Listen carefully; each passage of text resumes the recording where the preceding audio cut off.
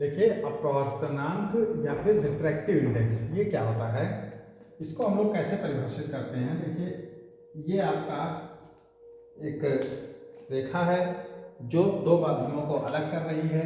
इसके नीचे हमने माना आपका एक माध्यम है, कोई सघन माध्यम है, कांच मान सकते हैं कि ये कांच है।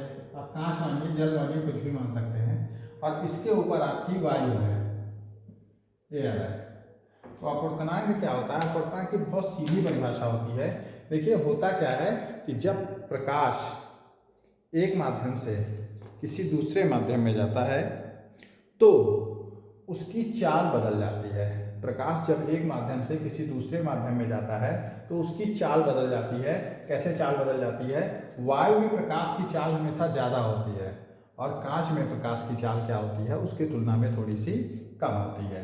तो यहाँ पर देखिए, प्रकाश अगर ऐसे आ रहा है तो ये वायु है, वायु में प्रकाश की चाल हमने मान ली c।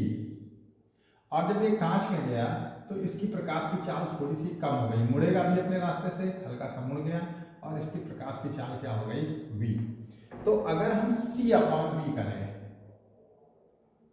तो यही क्या कहलाता है, n कहलाता है इस कांच का अपवर्तनांक कहलाता है।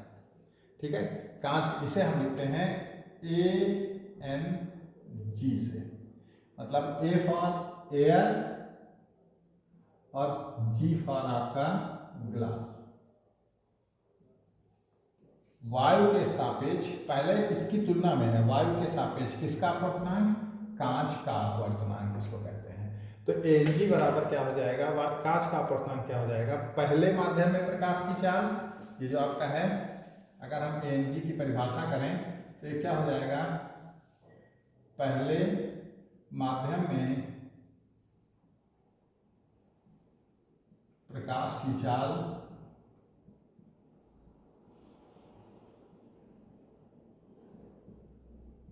और बटे दूसरे माध्यम में प्रकाश की चाल।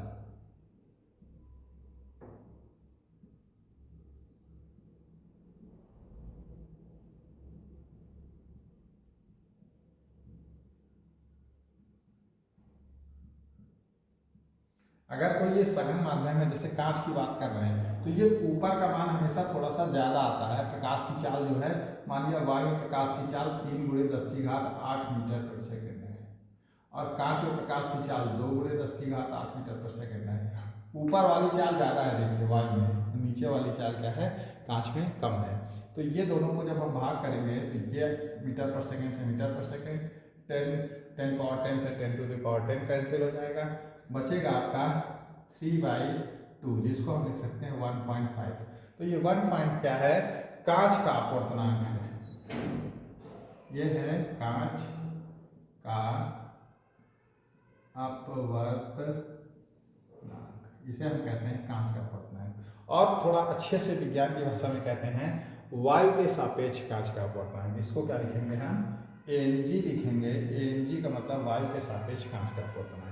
तो देखिए, एक परिभाषा तो आपकी ये समझ में आ गई आपको कि Ag बराबर क्या होता है, c/v होता है, पहले माध्यम में प्रकाश की चाल बटे दूसरे माध्यम में प्रकाश की चाल।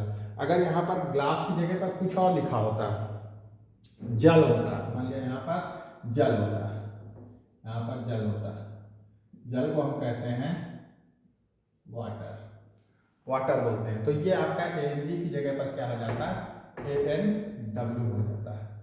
ठीक है, और कोई मतलब नहीं। यहाँ पे जल का अपवर्तनांक हम लिखते हैं, कांच की जगह पर यहाँ पर जल का अपवर्तनांक लिख देते। ठीक है, तो ये आपका एक अपवर्तनांक है। अब देखिए, ध्यान देने वाली बात एक और है। ऐसा देखा गया कि जो ये अपवर्तनांक हम लोग कह रहे हैं ANW बराबर c/v होता है। ठीक है, अगर इसी को क्या किया जाए, यहाँ पर एक अभिलंब ड्रॉ कर दें, अभिलंब ड्रॉ करने के बाद ये आपका आपतन कोण I हो जाएगा, ये आपका अपवर्तन कोण R हो जाएगा। तो ये देखा गया कि जब हम sin I बटे sin R करते हैं तो भी जो आपका निकल के आता है वो आपका यही होगा, ANW होगा। तो इस तरह से अपवर्तनांक के दो सूत्र बन जाते हैं, एक होता है C/V और दूसरा होता है sin I/sin R होता है। दो सूत्र यहाँ पे हम लोग प्रयोग करते हैं, एक होता है C/V, एक होता है sin I/sin R। ये पहले माध्यम में प्रकाश की चाल है और ये आपका आपतन कोण है, आपतन कोण की ज्या है। ये दूसरे माध्यम में प्रकाश की चाल है, ये अपवर्तन कोण की ज्या है। तो यहाँ से हम लोग अब समझ चुके हैं ये अपवर्तनांक क्या होता है। ठीक है, थैंक यू। अगले वीडियो में हम लोग मिलेंगे पूर्ण आंतरिक परावर्तन और क्रांतिक कोण के बारे में जानने के लिए।